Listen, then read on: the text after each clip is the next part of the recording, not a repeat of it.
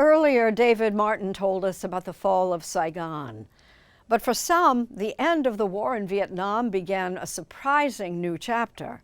Here's historian Douglas Brinkley. 50 years ago, when the city of Saigon fell and the U.S. military intervention in Southeast Asia came to an end, President Gerald Ford faced a choice.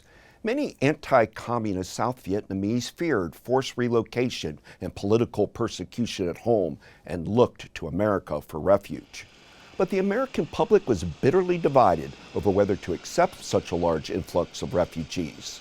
On Capitol Hill, the mail is overwhelmingly hostile to the refugees. One letter from Nebraska reads, "They bring only disease, corruption, and apathy." The U.S. unemployment rate sat at nearly 9%, a post-World War II high. To many, bringing destitute Vietnamese to American shores seemed nonsensical. But President Ford saw the issue in stark moral terms. There are tens of thousands of other South Vietnamese intellectuals, professors, teachers, editors, and opinion leaders who have supported the South Vietnamese cause and the alliance with the United States, to whom we have a profound moral obligation. Ford ordered several airlifts to extract 130,000 South Vietnamese refugees and asylum seekers. He signed into law a bill securing relocation aid and financial assistance.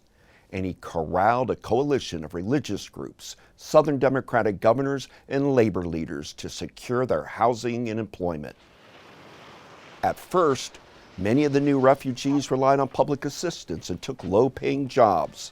But in the years that followed, most gained employment and their reliance on government aid declined.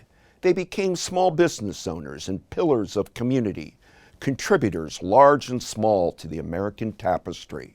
Among them, federal judges, a Pulitzer Prize-winning novelist, and even an Oscar-winning actor.